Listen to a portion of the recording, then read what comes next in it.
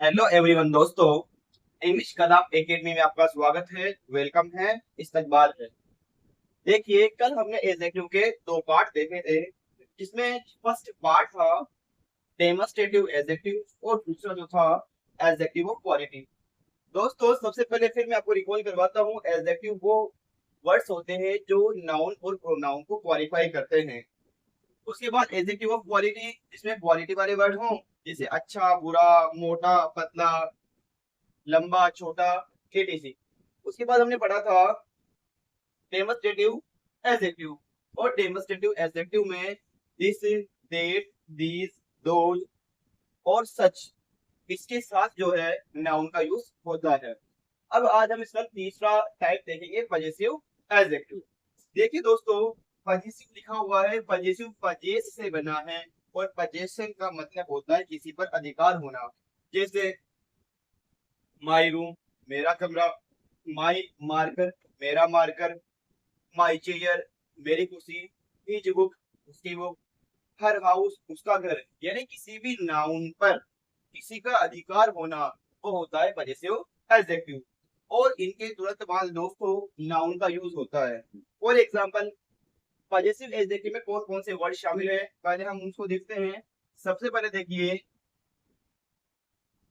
My, our, your, his, her, its, their. दोस्तों, my का मतलब मेरा, आवर का मतलब हमारा, योवर का मतलब तुम्हारा, हीज का मतलब उसका, यानी मेल के लिए, पुल्लिंग के लिए मेस्कुलाइन के लिए हीज का इस्तेमाल करते हैं। हर का जो फीमेल के लिए, इट्स का वस्तुओं के लिए, और देयर यानी उनका। दे जो प्लूरल होता है, दे का पजेसिव बनता है देयर। इन सबके साथ आ जाए नाउन, यानी ये जो वर्ड्स है इनके साथ नाउन होना। जैसे माई कार, मेरी कार, आवर कार। उस कार पर अधिकार बताया गया है कि मेरी कार हो सकती है, हमारी कार हो सकती है, तुम्हारी कार हो सकती है, हीज कार उसकी कार हो सकती है, हर कार उसकी car, their car its car. इन सब के बाद अगर नाउन आती है दोस्तों, तो वो पजेसिव एडजेक्टिव होता है। आइए हम इसको एग्जांपल की तरफ समझने की कोशिश करते हैं।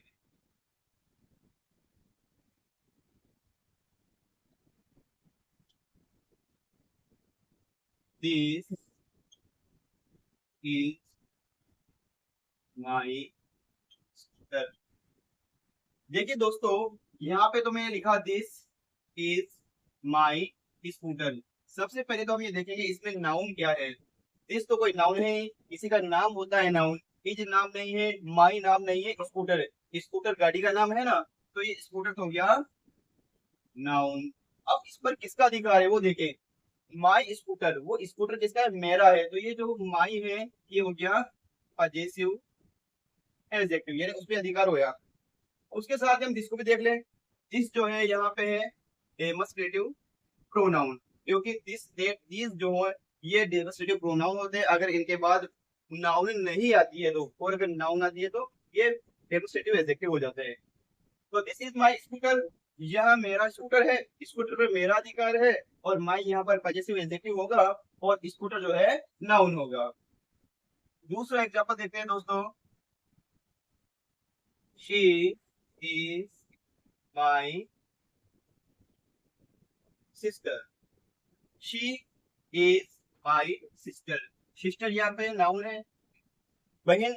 और किसकी बहन है, मेरी बहन है, यानी मेरा अधिकार है, तो यहाँ पे हो जाएगा पजेसिव एडजेक्टिव, और ये नाउन हो गई। इसके तुरंत बाद नाउन आई है, इस वजह से इसको पजेसिव एडजेक्टिव मानेंगे। शी जो है पर्सनल प्रोनाउन, और इज जो है वर्ब हुई। दोस्तों, कोई भी सेंटेंस होता है तो उस सेंटेंस में हमें पार्ट्स ऑफ स्पीच पहचानना आना चाहिए। एक एक वर्ड हम पहचान पाए, एक एक वर्ड हम आइडेंटिफिकेशन कर पाए कि कौन सा वर्ड तो नाउन है, कौन सा प्रोनाउन है, कौन सा एडजेक्टिव है, कौन सा वर्ब है। लेकिन ये काम हम तब कर पाएंगे जब हमारा कंटेंट जो होगा वो क्लियर होगा, अंडरस्टैंडिंग जो होगी टॉपिक के प्रति वो क्लियर होगी, तब हम पहचान पाएंगे। यहाँ पर देखिए, हमने एक एक वर्ड को यहाँ पर आइडेंटिफिकेशन किया है, ये कौन सा वर्ड पार्ट्स ऑफ स्पीच में कौन सा है। दोस्तों, तीसरा एग्जांपल देखते हैं। It was your fault. Fault का मतलब होता है गलती से। अब यहाँ पर योवर देखें तो ये तो हो गया नाउन, और इट वॉज योर फॉल्ट, यह गलती किसकी थी? तुम्हारी थी। तो योवर का जो है यहाँ पजेसिव एडजेक्टिव हो जाएगा।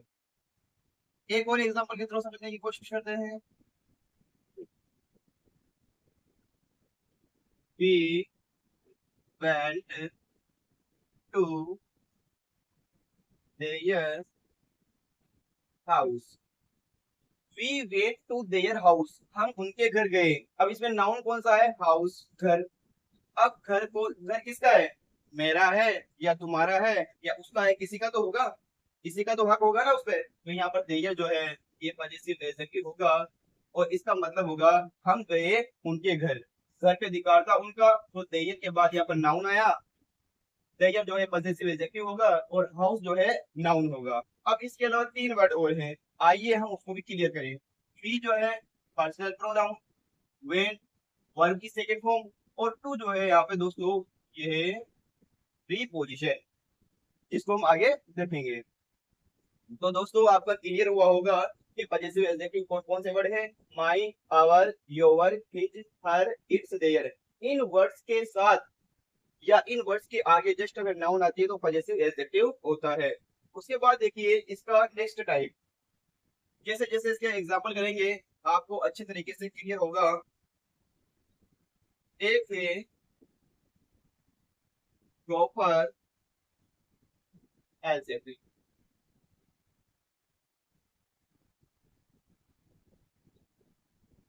देखिए दोस्तों, प्रॉपर एडजेक्टिव जो है ये प्रॉपर नाउन से बनते हैं। प्रॉपर नाउन जैसे फॉर एग्जांपल मैं लिखूं, पहले यहाँ लिखता हूं, ये एडजेक्टिव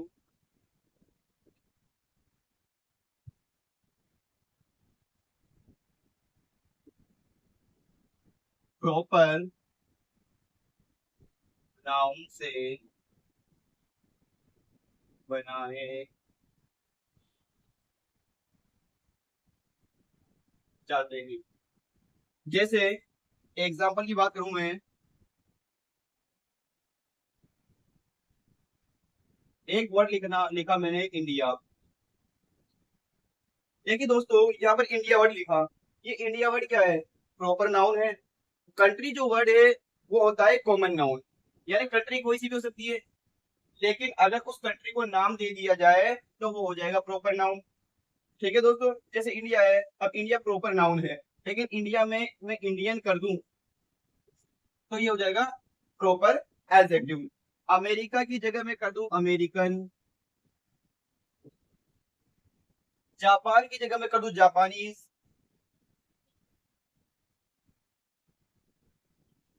राजस्थान एक स्टेट है, स्टेट वर्ड जो है कॉमन नाउन है, लेकिन राजस्थान से राजस्थानी अगर मैं बोलूं, जैसे राजस्थानी थाली, राजस्थानी कल्चर, तो यहाँ पर राजस्थानी जो वर्ड होगा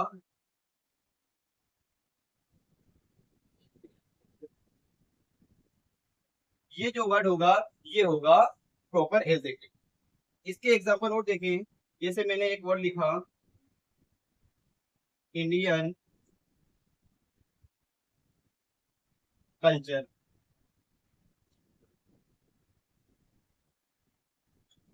जापानीज टेक्नोलॉजी, एक लिखा राजस्थानी टर्बन। देखिए दोस्तों, प्रॉपर एडजेक्टिव ये एडजेक्टिव प्रॉपर नाउन से बनाए जाते हैं।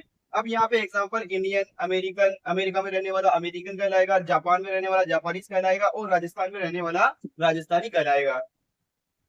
यहाँ पे मैंने लिखा इंडियन और यहाँ लिखा कल्चर। सबसे पहले नाउन ढूंढिए। कल्चर का मतलब होता है संस्कृति, तो ये हो गया नाउन। और कहाँ की कल्चर है ये इंडियन कल्चर है। तो इंडियन वर्ड इसको जो है एक्स्ट्रा नॉलेज दे रहा है, मॉडिफाई कर रहा है इस वर्ड को, इस वजह से ये तो हो गया प्रॉपर एडजेक्टिव। जापानीज टेक्नोलॉजी, देखिए दोस्तों टेक्नोलॉजी के मामले में अगर देखा जाए तो जापान बहुत आगे है। अब यहाँ पर जापानीज वर्ड लिखा और यहाँ पे लिखा टेक्नोलॉजी। अब टेक्नोलॉजी तकनीक, जो टेक्नोलॉजी यहाँ पे क्या है? नाउन है दोस्तों। अब कहाँ की टेक्नोलॉजी है ये? जापानीज की, यानी जापान की। तो ये जापानीज जो है ये proper adjective. Rajasthani turban, turban का मतलब होता है दोस्तों साफा। अब कहाँ का साफा है ये? राजस्थान का, तो राजस्थानी साफा। इसकी विशेषता है जो टर्बन तो हो गया नाउन, और राजस्थानी जो है ये हो गया प्रॉपर एडजेक्टिव। तो दोस्तों आज हमने दो एडजेक्टिव क्लियर किए। फिर मैं वापस आपको एक रिवाइज करवाता हूँ। पजेसिव एडजेक्टिव में होता है किसी पर अधिकार होना। तो my, our, your, his, her, its, their, इसके साथ अगर नाउन आती है तो वो होता है possessive adjective. For example, this is my scooter. Scooter noun है और स्कूटर पे किसका हक है? माई यानी मेरा। तो नाउन को क्वालिफाइज कर रहा है, नाउन को डिस्क्राइब कर रहा है, नाउन को मॉडिफाइज कर रहा है। इस वजह से पजेसिव एडजेक्टिव माई हो जाएगा और इसके बाद होगा नाउन। फिर उसके बाद देखा she is my sister. Sister noun है और इसको पजेसिव कौन कर रहा है? माई। ये जो वर्ड है दोस्तों, इनके बाद अगर जस्ट नाउन आती है तो डेफिनेटली पजेसिव एडजेक्टिव होते हैं। फिर हमने पढ़ा प्रॉपर एडजेक्टिव। प्रॉपर एडजेक्टिव दोस्तों ये एडजेक्टिव प्रॉपर नाउन से बनते हैं। प्रॉपर नाउन जैसे हमने लिखा इंडियन, अमेरिकन, जापानीज, राजस्थानी। अब इंडियन कल्चर वर्ड है तो कल्चर नाउन हो गया और कल्चर को परिभाषित कर रहा है इंडियन। तो इंडियन जो है प्रॉपर एडजेक्टिव हो गया। यानी कल्चर कहाँ की, कौन से देश की कल्चर है दोस्तों? वो है इंडिया की, तो भारतीय संस्कृति। तो ये नाउन हो गया और ये प्रॉपर एडजेक्टिव हो गया। जापानीज टेक्नोलॉजी, जापान की जो तकनीक है, तो यहाँ पर ये नाउन हो गया और ये वर्ड जिसको बता रहा है ये तकनीक कहाँ की है, टेक्नोलॉजी कहाँ की है, तो ये है जापानीज की। फिर लास्ट का देखा राजस्थानी टर्बन। टर्बन एक नाउन वर्ड है और इसको जो क्वालिफाई कर रहा है वो राजस्थानी है, राजस्थानी साफा। तो इसमें राजस्थानी प्रॉपर एडजेक्टिव है और टर्बन जो है नाउन है।